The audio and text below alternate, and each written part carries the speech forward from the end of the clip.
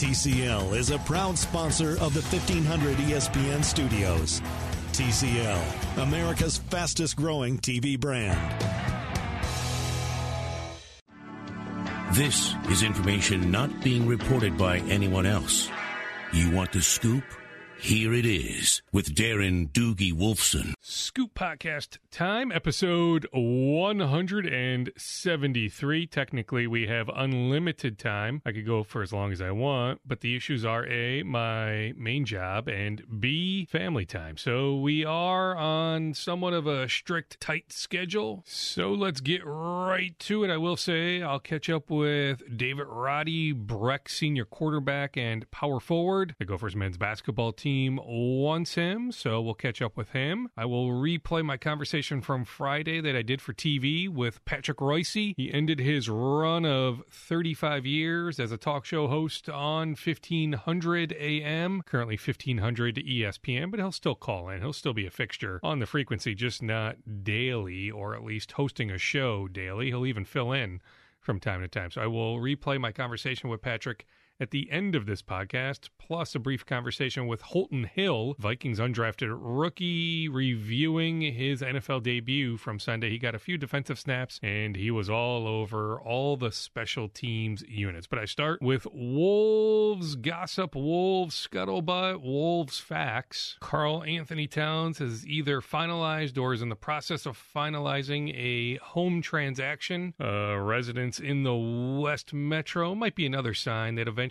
he'll sign his maximum extension or some sort of extension. I still have every reason to believe that with the deadline coming up in October, so still weeks away, that Karl Anthony Towns is not turning down life-changing money, but clearly some sort of sign is being sent to Tom Thibodeau, to the Wolves, with him continuing to delay putting pen to paper.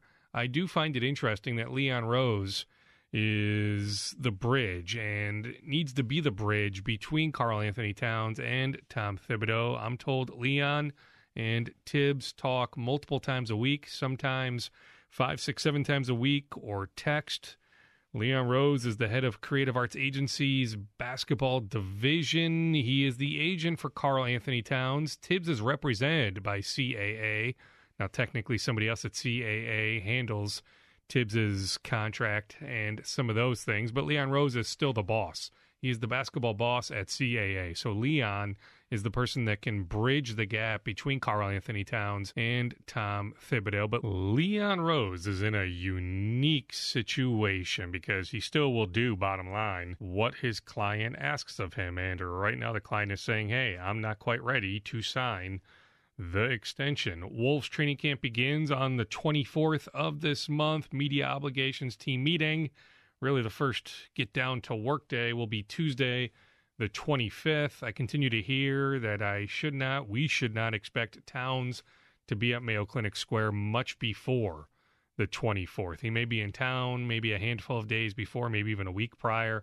But I was told not to expect him to be working out with his teammates in informal workouts prior to training camp. Kudos to the Wolves for hosting a handful of us on Monday night at the Twins game in a suite with Tom Thibodeau and Scott Layden. It's nice to get those guys away from Mayo Clinic Square or the arena game day after a shoot-around or after a game night, just to get them away from the grind of their day-to-day duties. So I had a lengthy talk with Tibbs just about life, about sports. We actually didn't talk Wolves, and then caught up with Scott Layden, realized that he's a fan of the St. Paul Saints. He takes the light rail over to CHS Field. I should say more a fan of CHS Field than the gym that is CHS Field. He also told me that his dad, who's legendary, Frank Layden, is a big baseball fan, that his parents were in town a handful of weeks ago for a baseball trip, a baseball weekend. They attended a Twins game on a Friday night, a Saturday afternoon, and a Sunday afternoon. So Scott's parents, huge baseball fans. And on Tibbs, he said it was a treat last weekend to bring his 85-year-old mom to the Basketball Hall of Fame, the induction ceremony. You know, Tibbs had Ray Allen and others that he's close with. So Tibbs said he typically goes to the Hall of Fame induction ceremony year in and year out. It just works out in mid-September, but his mom had never been. It was on her bucket list. So he brought her, and he said it was an absolute blast. So just hearing Tibbs talk about his mom. I said when Tibbs joined this podcast, when I talked to him at the State Fair a couple weeks ago, that his face lit up. I can't recall if it was on mic or off mic, but talking about how a week or two prior, he was on the Connecticut shore catching up with a bunch of family, including his mom. I just get the sense that Tibbs, especially after his dad passed away a handful of years ago, that Tibbs' relationship with his mom is rock solid. So just saying, just nice to get Layden and Tibbs out of their work environment, the work grind, and just be able to talk some life stuff with them, even if it is just, hey, our passion of sports, their passion of sports, my passion of sports, just combining our like minds on something that we are all passionate about. So again, kudos to the Wolves for organizing that event on Monday night at Target Field. Also, it was cool to see a game from the vantage point of right below the Budweiser roof deck, the fourth floor Twins administration office. There's a suite right up there. So that was a unique vantage point, a vantage point that in, 8 years of Target Field, I had not watched a game from. So it was even further reason why Monday night was so much fun. Shameless plug for my Twitter account, DWolfsonKSTP. If you follow me on Twitter, you know these names, or at least most of these names. But for those of you who don't follow me or just didn't see the tweets, it's not like you're religiously on Twitter like some others. So here you go. The Wolves have brought in these names for workouts either this week or last week. This week, it was Monte Ellis, Brandon Paul, Brandon Rush, Darius Johnson Odom. Last week, Nick Young, Aaron Aflalo, Corey Brewer, Marcus Georges-Hunt, Rashad Vaughn, John Jenkins, Eric Moreland, and David Collette, who is at least under consideration for an Exhibit 10 training camp contract. Collette out of the University of Utah. If you listen to this podcast, you know that they were always waiting on Luol Deng. So even though they're bringing in all these guys for looks, it was always, okay, let's see if Luol says yes. We know now that Luol has said yes. So the Wolves are right up against the luxury tax. And in case this isn't obvious, the Wolves are not exceeding the luxury tax. They are not paying the luxury tax this year. Next year, if they have a really good year, that's a different question, because they do want to sign Jimmy Butler to a long-term deal. They hope that Karl Anthony Towns signs his max extension. You have Andrew Wiggins making ridiculous money. Gorgie Jang, Jeff Teague is a good bet to opt into his player option for next year. So next year is a different equation depending on how this year goes. But I can tell you ownership has zero desire to pay the luxury tax this year. So the Wolves are under a mandate to stay below the luxury tax. Now, they still have some roster flexibility because James Nunnally is not fully guaranteed. So they could still add a guy, maybe a guy they worked out, or if Joakim Noah somehow becomes available in the near future, the Wolves could still make a move. But the sense is they still want to see what they have with James when training camp begins, when preseason begins, even when the season begins. So while they have some flexibility, they could make a move December, early January. They aren't making another move anytime soon. So even though they brought in all these guys for looks, hey, they're doing their due diligence. Maybe they sign one of these guys later. They are not signing any of those guys in the immediate future. I should add on Brandon Rush in his workout here in Minnesota. Now, you sign a waiver. I mean, you know what you're getting into. He actually hurt his finger. He underwent a minor surgery on Tuesday. I'm told he'll be sidelined 3 to 4 weeks. I still find it, though, fascinating that Rush would take a workout here when he was on the team a couple of years ago. Then Georges-Hunt took the workout here last week, and he was on the team last year. So, hey, I can't fault the Wolves for bringing guys in just to see what sort of shape these guys are in. But if you're those guys, don't you say, hey, Wolves, you have the book on me. Are you sure you really want me to come into town? But, hey, they came into town, they played, and unfortunately for Brandon Rush, he got hurt. Sequence of events on Luol Deng. The Wolves were always interested. I mean, even going back multiple years when they offered him 3 years, $30 million, 3 years, 36, but the third year wasn't fully guaranteed. So that would have been summer 2016. The Wolves have always had interest in Luol Deng. When I say Wolves, the new regime, and certainly signs were pointing to the Lakers eventually parting ways with Luol. So the Wolves were always thinking about Luol becoming available, and they got him into town on Sunday night. His agent, had dinner with Tom Thibodeau and Scott Layden. That was after Tibbs and Layden went to the Vikings game on Sunday. And then the sides had another meeting on Monday morning. Deng took the physical Monday afternoon and signed the contract. So Luol Deng, a member of the Wolves. All right, let's get to my interview with David Roddy, Breck quarterback and power forward, who the Gophers won, who Northwestern wants, Colorado State as well. So let's get to that. But first, let me tell you about MyBookie. You know, ever since I started this podcast, going back, 2.5 years, people have been asking me for advice. Usually it's what team to bet on for the week or what players to play in fantasy football, basketball, baseball. The truth is, I don't really know. I mean, I follow it, but I don't have all the answers. But if you think you do, you got to check out MyBookie online, mybookie.com. Remember, who you're betting on is just as important as who you are betting with. That's why I always tell people to try and to use MyBookie. Trust me, guys, they are the best bet this season. They've been in business for years. They have great reviews online, and their mobile site is easy to use. MyBookie is slammed with new bettors and wants to give everyone the best service possible. So if you're willing to deposit after 7 p.m. Eastern Time, they'll give you an additional $25 free play on deposits over $100. So 6 p.m. Central, 7 p.m. Eastern. Join now, and MyBookie will also match your deposit dollar for dollar. Use the promo code SCOOP to activate the offer. Promo code SCOOP. So you visit MyBookie online today. That's MyBookie, mybookie.com online. And don't forget to use the promo code SCOOP. So they will match dollar for dollar. They'll give you an additional $25 free play on deposits over $100. So again, use the promo code SCOOP. You can't forget it. MyBookie.com, promo code SCOOP. You play, you win, you get paid. It is MyBookie. MyBookie.com. All right, here's my conversation with Breck quarterback, senior quarterback, and power forward. He has Division I offers in football and basketball. A very, very impressive young man.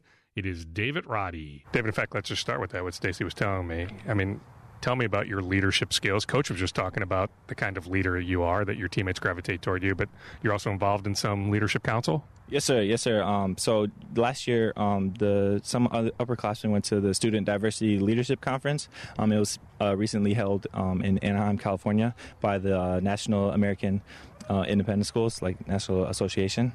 So, it was just basically a kind of a crash course / convention / fun time of getting to know, students of color and other people around, who are in the same situation as I am. So it was a lot of fun, a lot of learning, and a lot of practicing how to be a leader and how to contribute to your community when you come back.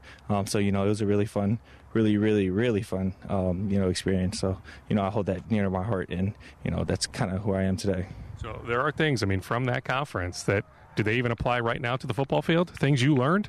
Definitely, yeah, definitely. Just being vocal, just being firm in what you believe. How to be successful as a team and how to apply it. So definitely just more of a confidence boost coming back from that convention. So it definitely applies to the football field. Does it also apply to the basketball court, whether it was with Pulley last summer or with this upcoming season? Yes, sir, definitely. Just, again, the vocal part and, teaching or how to lead in different ways. You can get on one guy and then, wrap your arm around another guy. So, just learning the difference between those. And then, again, just through experience. And, I've had past leaders like Trey Jones, Gabe Kalsher, and Daniel Latour, and everybody who I looked up to now, gave me the reins of the program. So, I just had it was a big burden on me, and, I just definitely had to use it to my ability. So, looking back at the Week 1 win, what did you learn about your team that maybe you didn't know before you guys won that game?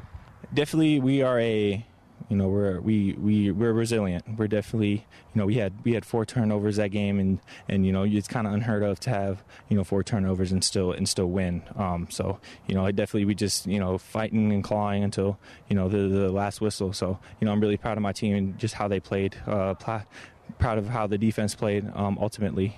So it's definitely just again a learning experience. We got to cut down on the turnovers and do the things the right way and the correct way that coaches teach us. So just again we'll apply that to tomorrow against South. I'm proud of your own individual effort. Coach was saying you punt, you play on the defensive line, you're quarterback. Do you ever get a play off? Yeah, I got plays off just on, fourth downs and, going back to Coach Harris and, asking for the play and things like that. But, I definitely have to, know my limits also. I always, as a competitor, I always want to be on the field. But, there's some times where, I get pulled and, I'm questioning why am I getting pulled. But, again, it's just, for the team because I don't want to be a detriment to the team. I always want to be a positive force on the team. I mean, and speaking of that not being a detriment, I mean, a lot of quarterbacks don't play defensive end, but in your case, you're like, hey, whatever you need from me, let's just do it. Yes, sir, definitely. That's the special thing about Breck, just because it's in the middle class of Minnesota football, so I can definitely play both positions. I played both positions or both sides of the ball, most of my life. So, just carrying that on to high school is a pretty cool thing. Looking at the quarterback position, how much have you grown as a quarterback, even going back to maybe this time last year? Definitely, I'm focusing a lot on my mechanics. Just definitely looking at past films. It's very evident. It's kind of day and night from the first game last year versus the first game this year. It's it's a big difference. A lot of summer workouts and lessons and camps and things like that I went to over the summer really helped me in becoming a better quarterback this season. How many college offers are you up to when it comes to football? Football 4. So Wyoming, NDSU, UNI, and South Dakota. I mean, is that Wyoming? I mean, all the offers, but you look at Wyoming. I mean, Josh Allen was just a top 10 pick in the draft. I mean, is Wyoming, is it tempting to play football at the next level? I'll keep everything on the table and, intensely research, each school. But, just whatever the best situation is for me, it could be Wyoming, it could be, anywhere else. I'll definitely put that into consideration. I have to, have long talks with my family and my, mentors and see where I will go. So. How are you balancing everything? I mean, with all the basketball opportunities you have, the football opportunities, one heck of an academic load. How do you balance all of that? Definitely trying to, just keep everything cool. Have open discussions with my parents about, anything. The faculty here at Breck are great. I have close relationships with all of them. So, I have open conversations with them just about anything. I can come in their room and vent and then, just go to my next class or anything. So, they definitely help also. So just keeping, just keep venting and keep talking and have discussions and, they'll talk me through it. So that definitely helps, especially in the stressful times. How much pride do you take in being a dual threat quarterback? You can get it done through the air, you can get it done with your legs. I'm definitely blessed with, the body I have. So, I definitely use that to my advantage. I like to be a pocket passer, but, and just in certain situations where, I run the ball, I enjoy it too. So, it's definitely fun to get the physical side of football. Most quarterbacks, like to stay in the pocket, don't like to get hit. But, I think it's a kind of a one-up. So, for me, because I love, getting a little contact. So. And update us why we have you on the basketball front. I mean, busy this weekend or the following weekend? I mean, you're going nonstop. Yes, sir, definitely. It's just, it's very, very time consuming. It's hard on the body too. So I know, I have to know myself and know when to rest and things like that. So, and again, the Breck School and everybody else and all my mentors have helped me on that side also. Take us through where you'll be the next couple weekends. So I'll be at Colorado State this weekend for official visit. The U of M next week, and then October 13th is Northwestern. And those are those the 3 basketball schools you're looking at, or are there more schools interested? Those are basically the ones that I'm focusing on the most right now. It's still open, but I kind of doubt where some other schools will join in. But those are just the 3 basketball schools I'm focusing on right now. On the 2 Big Ten offers, I mean, how much pride do you take in a Power 6 basketball team offering you? It's definitely, a big accomplishment. Going through the whole summer without, basically any attention until July, added fuel to the fire of me working hard and definitely putting up, thousands and thousands of shots, in the month of June and working on my ball handling and getting my conditioning up and just being a better leader and a better team player. That definitely helped me, through the process and, keeping me grounded and, keep working hard. So it finally paid off. Maybe after this, I mean, how much pride do you specifically take in the hometown Gophers offering you, or is it a situation where you're like, what the heck took so long? I definitely take pride. It was a special moment for me and my family.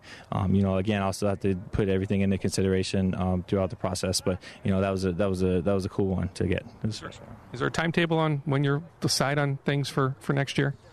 Definitely sometime after football season. It could be through basketball season or it could be after the season. So, I'm not really sure yet, but, there's kind of a rough draft of, certain dates. From Breck David Roddy. I should note that interview took place late last week. Breck then won its game on Friday against Minneapolis South, so they are out to a 2-0 start. Then he hopped on an airplane. He did visit Colorado State over the weekend. That Gophers visit then is still scheduled as of now.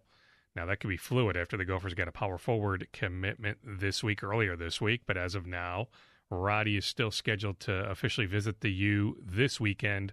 Then he mentioned visiting Northwestern the weekend of the 13th. I do think Northwestern will be a tough beat. And while he's weighing the football offer from Wyoming, and right now football season, he's kicking butt. Heck, he plays defensive end. He's the punter. And he's a good quarterback, a really good quarterback. But I do think that in the end, basketball will be hard to turn down. I do think Northwestern has a pretty good chance to land David Roddy. But hey, the Gophers, if the official visit still takes place, the Gophers, being the hometown school, will absolutely have a chance to sell themselves to David Roddy. On the Gophers commitment from Monday, power forward Trey Jackson, I do know that Xavier dropped out. Some other schools dropped out of his mix. Now, at one point, he had a pretty good offer list. Oklahoma put the hardcore sell on him a handful of weeks ago. Missouri at one point wanted him. But I did find it interesting that a number of the mainstream media outlets cited what he said to 24/7 Sports about the other schools that he considered, Michigan State, Oregon, Oklahoma, and Purdue, that at least 2, if not 3, didn't even offer him. Michigan State did not offer him. Oregon did not offer him. Purdue may not have offered him. Yes, Oklahoma tried to get him a number of weeks ago. Then he didn't commit. Then their interest actually cooled.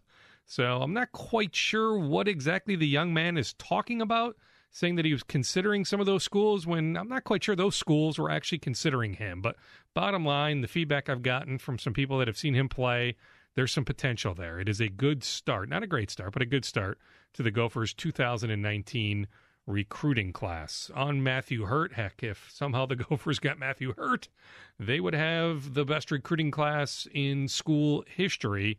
He actually just recently got a Villanova offer. It came in the last 48 hours, but I don't necessarily see him giving Villanova big-time consideration just because the offer came in so late. Coach K was the first coach in. I mentioned this on episode 172, but I'll repeat it briefly. Coach K was the first coach in on Sunday morning. Then Bill Self of Kansas and John Calipari of Kentucky were in to see him. Then Richard Pitino of the Gophers was in on Monday. So Matthew Hurt getting all those home visits. Zeke Najee of Hopkins got a Kentucky offer. John Calipari, while in Minnesota, also visited Najee. He offered him in person on Sunday. Bill Self of Kansas, while in town to see Hurt, also saw Najee. Kansas offered Najee going back a few weeks. Richard Pitino in with Najee on Thursday. Baylor in on Wednesday. And it's pretty much been nonstop for Zeke Najee. If you listen to this podcast at any regularity, you know all the visits he's had, all the interest he's had going back a number of weeks, and all the unofficial visits he took in the month of August. I will not regurgitate that list because it would take about 3 minutes, 4 minutes, all the trips that he took in the month of August. Some updates on some current juniors in the metropolitan area, class of 2020. Dawson Garcia, big man from Prior Lake, will visit Texas on October 13th.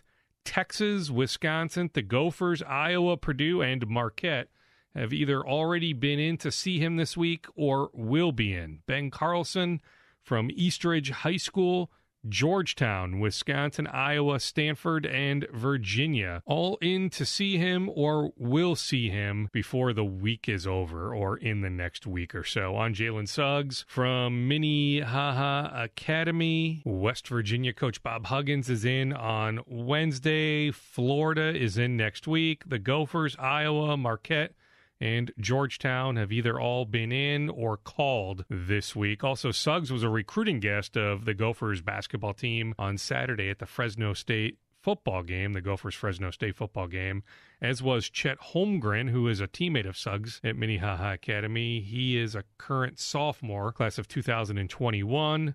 The Gophers have offered him. Also, the Gophers hosted from Minneapolis North, 2022 class freshman Willie Wilson. He's a guard, And from Minnehaha Academy, freshman, class of 2022, wing Prince Alegbe. So a reminder, every time the Gophers football team has a home game, it's a wonderful recruiting opportunity for other teams, including the Gophers men's basketball team. All right, let's move on to the Vikings. Optimism remains that Pat Elflein can go this week now.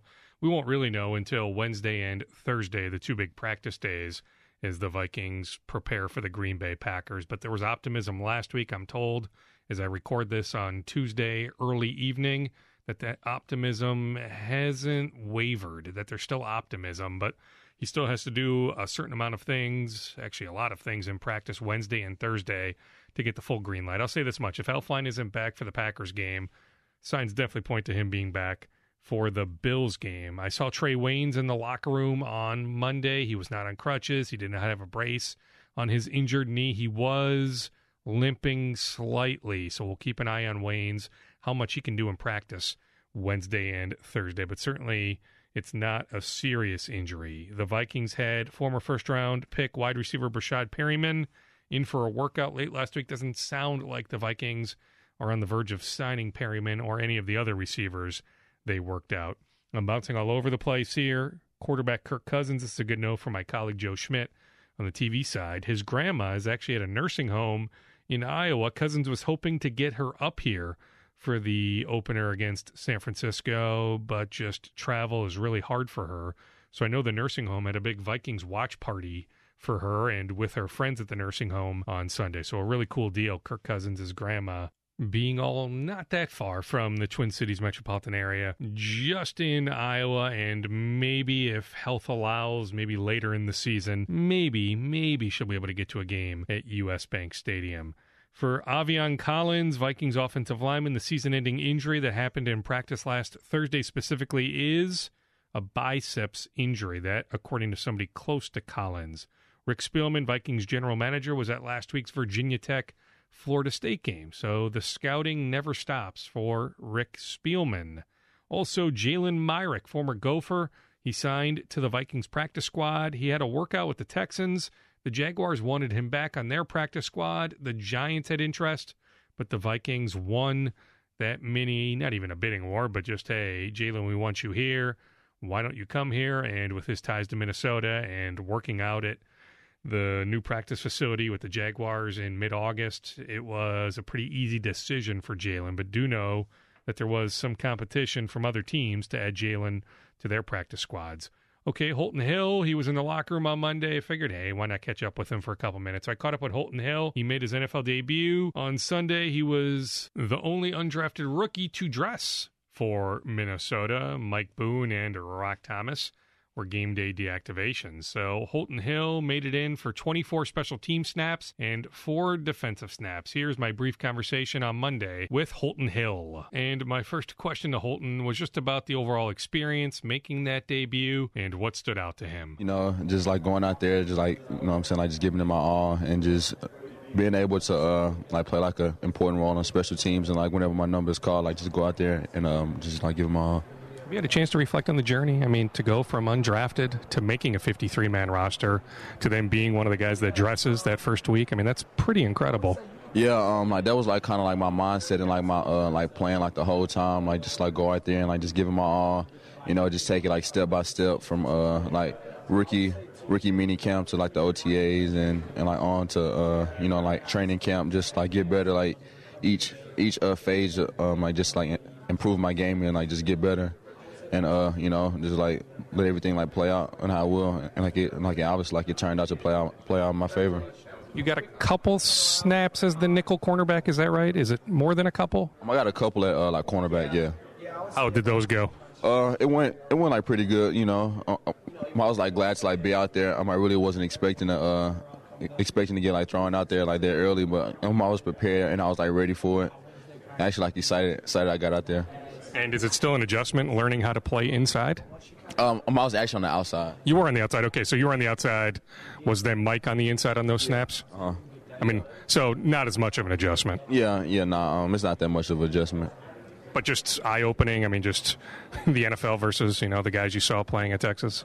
Oh yeah. The intensity level and like the like competition is like way more better than like college for sure.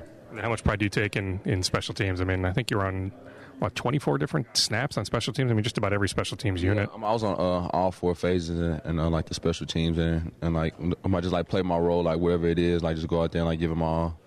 And do you think all 4 phases went well? Oh yeah. Like most definitely all 4 phases like went well. Skyline Specs also helps bring you the Scoop podcast. Skyline Specs is an urban lifestyle brand that connects people to the Twin Cities community. They're a local student startup that does this by engraving major city skylines, such as Minneapolis and St. Paul, on the side of their premium wooden sunglasses. They offer a variety of polarized styles you are sure to love. Use promo code MN for 15% off. Skyline Specs. Online, skylinespecs.com. One other NFL note, a free agent the Vikings had some interest in the offseason. Not so much now, but in the offseason going back many months. Marcus Williams from Hopkins High School signed with the Tampa Bay Buccaneers. So Marcus Williams on the active roster of Tampa Bay, the 1-0 Tampa Bay Buccaneers. All right, let's wrap up with a potpourri of notes, then the Patrick Reusse conversation. As reported on Twitter on Monday, the official injury for Rodney Smith is torn ACL, and it was always the knee. I get why PJ Fleck has to, dodge and duck and dip and all that stuff post-game, and then on the radio Sunday morning, he has to be evasive because, you don't want to disclose everything until you have every conversation imaginable with Rodney and those close to Rodney. So I don't think PJ wanted to tip his hand at all, but the injury was always the knee. There was never any worry about the ankle or anything else. It was always the knee, and it is an ACL. Now, Fleck was told by Rodney that Rodney wants to be back for 6th year, and it makes logical sense because an ACL recovery is, a good 10, 11, 12 months. That's well past NFL draft preparation time. It's even past supplemental draft time. It just puts his NFL future up in the air for next year, so why not come back for a 6th year, then enter the 2020 draft? But if you're Rodney, and Rodney will still talk to some people close to him about this. Now, I think Fleck knows that Rodney will come back for 6th year.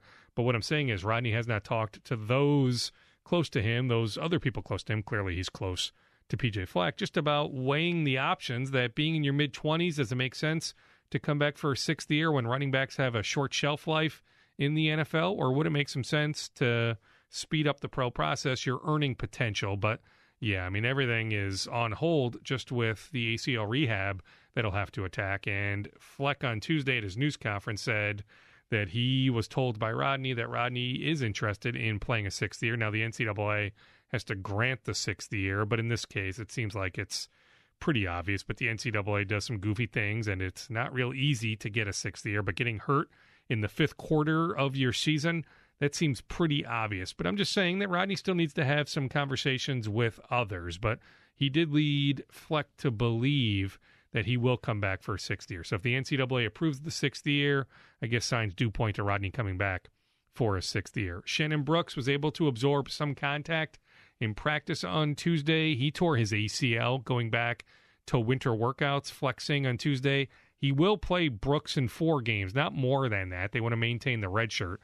But they will play Brooks in 4 games this year. Somebody close to the program, and it was more wondering aloud, but this person knows stuff, so I don't think he just randomly sent me the note, said, hey, what about Brooks back in mid-October for the Iowa game, rivalry game, and he's already absorbing contact here in, early to mid-September, so he's still got a few more weeks, absorb more contact. What if one of the 4 games is as soon as October 6th against Iowa? More so something just to think about. What else do I have written down? Thoughts and prayers with Jim Carter. He's been on this podcast a handful of times. Gophers great. In his late 60s, suffered a recent heart attack. I know he underwent a procedure at the hospital on Monday. He is resting comfortably now, so we wish Jim Carter nothing but the best. Tony Dungy will be in town for the Gopher game on Saturday against Miami of Ohio. He'll meet with the team at one point, and he will also on Friday at TCF Bank Stadium in the Dairy Queen Club Room. He will be here for an event called Hometown Hall of Famer. The Pro Football Hall of Fame and Ford Motor Company are pleased to bring the Hometown Hall of Famer program to Tony Dungy's alma mater, the Gophers. And Tony will present the Hometown Hall of Famer plaque to the University of Minnesota, making it the 120th school to become an official school of the Pro Football Hall of Fame. So the University of Minnesota will accept a plaque from Tony Dungy on Friday, late afternoon, Dairy Queen Club Room, TCF Bank Stadium. Always great to have Tony back in town, and I saw him tweet that it has been a number of years since he's been to a Gophers game, so hopefully he enjoys his experience on Saturday afternoon. What else did I scribble down? Dwayne Wade, we saw the pictures on Saturday. Dwayne Wade was in town. He worked out with Lindsay Whalen's team, the Gophers women's basketball team, I'm told. Dwayne was here for personal reasons. I know that a Wolves blogger went as far as to say it was for a wedding, somebody close to Dwayne. I just know it was personal reasons. It had nothing to do with the Wolves bringing in all those free agents for workouts. It had nothing to do with the Timberwolves is the bottom line. But Dwayne Wade was in town over the weekend. On Miguel Sano, the leg injury going back a week. He is not in the lineup again on Tuesday night, so he's now missed a week of games. I am told by somebody close to Miguel that the goal is to still play this year.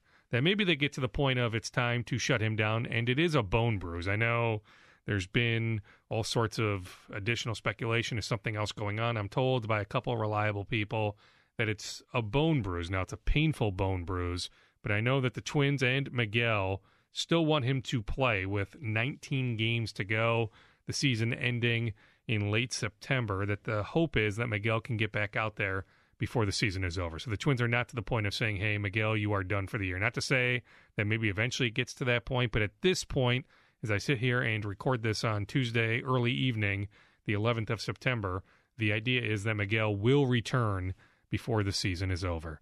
All right, for TV, I did a story on Patrick Reusse and Joe Soucheray ending their daily shows on 1500 a.m. on Friday. Heck, for TV, I had to limit everything down. I had to make it 1 minute and 40 seconds, but I sat down with Patrick for like 8, 9, 10 minutes, just got him going on the end of one heck of an era, being a talk show host, a regular talk show host at 1500 a.m., going back 35 years. So here is my conversation with the legendary Patrick Reusse. I started with the fact that he wore a tie to work on Friday. In all my years here at Hubbard Broadcasting, I can't recall Patrick ever wearing a tie to work. I'm not even quite sure he knows how to tie a tie. In fact, I think he's admitted that he doesn't know how to tie a tie, that somebody else had to tie the knot for him. So anyway, Patrick wore a tie to work on Friday. So we started there and then went any number of directions. Here is Patrick Reusse. In your 35 years, can you count on one hand how often you've worn a tie here to the office? Well, I suppose a couple of times I might have been going to a funeral afterward, or a little wake, or I can't think of more than 2 or 3. But the good thing is, this is a nice Neiman Marcus tie, and I've had it hanging on a coat hanger in the closet for about 8 years, and it deserved to come out one last time, didn't it? I love it. Now, on August 10th, when you found out the news, Patrick, you tweeted that you're going to make sure that you work extra hard to produce great content. I'd have to ask the staff what they thought. Yeah, I mean, did you deliver? Well, as I said, maybe we should have started earlier. I know it was. I tell you one thing, we had a lot of fun the last couple of years since we put this show together with Manny and Chris Reavers. It was, what can we do to get some laughs? That's kind of what we've been all about here. So. You're not one to get overly emotional, but will there be some emotion today? It'll be interesting. Suchi Boy and I travel in completely different circles. He's, golfs and does all that stuff and doesn't watch sports. He worries about using, classic cars and stuff and boats. And, I think it probably just because it's, been so long, but I don't think so. Not really. I mean, I'm not a young man. I'll be 73 next month. I'm very comfortable with this. So and I might be doing call-ins, doing something. I'm fine. 35 years is one hell of a run. Too. Oh, it is. It's amazing. And right? I mean, yeah. You don't get to do this for 35 straight years. Oh no, everybody I know in the business pretty much has either gotten fired 2 or 3 times. But the one thing I'm sad about is Sid's 25 and a half years older than me, and he's lasting longer on radio than I am. So that's upsetting. That's upsetting. He can't hear. He can't talk, and he still lasted longer on radio than me. That's kind of very upsetting. What hit you, Patrick, as you were packing up your the bag. There's the box right there. 35 years, right? 35 years right there. But I wish it was still full of the Girl Scout cookies, actually, that we brought in here. But it's, it was never the end of the world for me. The reason I enjoyed it was when we came in, we're going to have some laughs, and there's no pressure. When we started off, it was always a lark. It was an extra job when we started off in 1983. And you know what happened, Doogie? It was so fun so fast that we didn't even know where it was going. And all of a sudden, right off the bat, within a month or so, these goofballs started calling in. Greg Harrington was the first one. He called in and did a Frank Willisey voice. And then some guy called in saying he was Frank Willisey's imaginary brother, Bill. And then it just got completely out of hand. And then Toads, the young kids from White Bear Lake, terrorists organized against disgusting sports, they started. And they took control of this show and pretty much set the stage for what it was going to be. Because Joe and I didn't come in and say, let's have a bunch of goofy characters and just make it a laugh. We thought we were going to come in and talk about Bud Grant or something. And these guys hijacked the show. And then we said, this is fun. And Saturdays were always fun, too, because it was always a drama as to whether Joe would arrive before the bumper music stopped playing. We had heard it on the grapevine, and it's a good thing it was a long song because he'd come rolling in about 10:03. So the prep was not exactly intense because neither of us knew what we were going to talk about. So it was. But that was the beauty, right? Yes, yeah, it was. It was because all week you get serious sports talk somewhere in town, and then on Saturdays, if there was a big issue, you'd talk about it, but mostly it was just jokes and just having a good time. And one of the all-timers was the April 1st year that we reported that my friend Buck Harvey from the San Antonio Express was reporting that the Vikings were moving to San Antonio, and it was out there, and then Joe got his lawyer buddy to come on and pretend like he was Buck Harvey, giving us the full details of how it was going to be announced, such and such. And Channel 5 came upstairs and was wondering if it was a real thing. And then about 10:58, some guy called up and sounded like a mean guy, and said, if this is an April Fool's joke, I'm going to come down there and beat the hell out of both of you. So we came back at 11:03 and said, okay, it was an April Fool's joke, and we're a bunch of sissies, and please don't beat us up. So it was a completely different attitude. I've tried to have fun writing columns, too, most of the part, but the radio was certainly when Joe and I were just doing Monday nights and Saturdays. It was a completely different attitude, just a lot of fun. And one of the magical parts of it was the station was trying to get its act together technically a lot of the times in the 80s. And this is obviously too long, but the all-timer was Joe and I were both in Toronto in 91, and then we had one of our favorite producers, the Grifter, on the board. And I was in one hotel, and Joe was in another hotel. And there were times when I was talking to the Grifter, and there were times when Joe was talking to the Grifter, and there were times when I was talking to Joe, but there was no point when all three of us were hooked up together. And then would Joe and I'd be saying to each other, now don't say anything because we might be on the air. Don't say anything bad here because we might be on the air. So, it was, that's when we were out in the, they had us out in the swamp out there in Maplewood we weren't in the main building. Until I can't remember when we came back, but it was fun out there because we were completely on our own. It was a banana republic out there, man.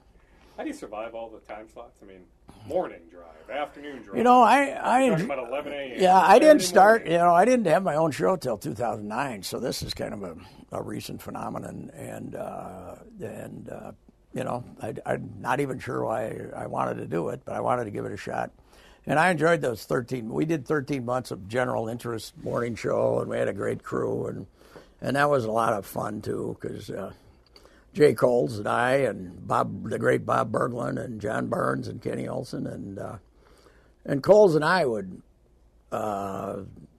book some of the guests, and then we'd always argue about who had the lousiest guest. And you know, I mean, we had fun there too, although that was more serious and more political. But obviously, it's been a completely different world doing a show, you know, full time rather than doing 2 shows a week and call in. So, but I've had a lot of interesting people that I got to call in. I had the governor for a couple of years, Governor Ventura. That was always interesting. Barbara Carlson for a couple of years. The great Bob Davis, who I talked to one day about the Ryder Cup for 8 minutes, and he finally said, "Is that soccer?" You know, so it's always been interesting. We always had a good time. How do you handle today's show? I mean, you spin some stories? Yeah, well, probably. We always drift off. I really haven't planned this one too intensely. We usually plan our show. We get, you know, a couple of guests every day. But the one thing we don't have is the nirvana of talk radio, which is the taped interview. We don't have one of those this year. We're going to do 2 hours live and in person. No taped interview. But I tell you what. And no football picks, right? Yep, no football picks. But for all the, competition and whatever people are saying about, one of the most proud things I am of is the last several years, the Vikings guests we've had a really good lineup. And the Twins guests we've had have been unbelievable. Tom Kelly, Jim Cott, Buster Olney, and Tim Kirkjian now. You know, I know this isn't the hotbed of baseball right now, but if you want baseball talk, that's been fantastic in my opinion. I'll leave you with this. I mean, you touched on it briefly, but what is next? I mean, is there a plan that's laid out? I mean, do you know? I'm still, you know, I'm a halftime columnist at the Strip. I'll continue that. And here's what could be happening. I don't want to tip it off now, but there are rumors I could be an occasional fill-in on the Lori and Julia show. And I think I'd be fantastic. Yeah. Because and they're in favor. It's not official yet, but that could happen. So filling in for one, right? So one. Working with the other? Working with the other. Lori's out, you're working with Julia? Yeah, I've heard rumors of that, but we'll find out. But that's not official, but it's gathering a lot of momentum. So I think that would be pretty. Except they're a pretty successful station right now. They might say, on second thought, forget it. So today's the end of one chapter, but it's not the end. Well, I'll be on some form of radio saying something, but it's not full time. But that's fine. I mean, it's time. It's time. I think they made probably a very good decision. I'm not arguing with it in any way, and it's been fun, and I have no complaints. You're not a podcaster? Well, you'd have to present the format to me because I don't just see sitting there staring at the wall talking for 45 minutes. You know, I'm not equipped for that. I play off people, but I don't. I have to have people to play off of, and I have heard we're going to go to a digital platform, and in that case, I think it's a very good idea to get rid of me because I don't know what they're talking about. The one, the only Patrick Reusse. That's a good way to end. I could talk to Patrick all day, but for TV's sake on Friday, I had to limit the conversation. But that was a fun 10 minutes going down memory lane with Patrick. One heck of a run, and he still will be heard on the 1500 frequency. And heck, I do think maybe at one point he can be convinced, finding the right partner, to maybe do some sort of podcast or semi-regular podcast. I think we need Patrick Reusse in our lives on a regular basis moving forward from an electronic media standpoint. I should also mention I had a chance in May to do a TV story on D1 Minnesota, the basketball team. I've certainly talked about a number of their players like Tyrell Terry and Matthew Hurt and Zeke Naji. Well, they had a couple guys commit to schools in the last week. Jamison Battle of De La Salle High School committed to George Washington. He's a good shooter, one of the best shooters in the state. Then Robert Jones, teammate of Dawson Garcia at Prior Lake, big man Robert Jones, who had a Penn State offer, he committed to the University of Denver. So Jones to Denver, Battle to George Washington. That does it for Scoop Podcast episode 173. I'll be back at some point, whether it's later this week or next week. Florence is coming. I'm Ed Donahue with an AP News Minute. People along the Carolina coast don't have much time left to get out before Hurricane Florence starts bearing down. Right now it's anxiety and adrenaline to do what we can. Gary Stiers was boarding up his home in Topsail Beach, North Carolina. There's not a whole lot we can control at this point, but it's the unknown that we're worried about, and not knowing what's coming and when it'll come and how it'll come. Florence has been downgraded to a Category 3 storm, but is expected to strengthen again. Landfall isn't expected until Saturday. Stephanie Force in Wilmington, North Carolina, remembers damage from Hurricane Floyd. We had flooding out where I lived. I lost everything, and it's hard to get out and it's hard to get back in, so this time I'm going a little bit further inland just to be safe. Current forecast models have Florence shifting south, closer to South Carolina. Previously, North Carolina was forecast to be more at risk. I'm Ed Donahue.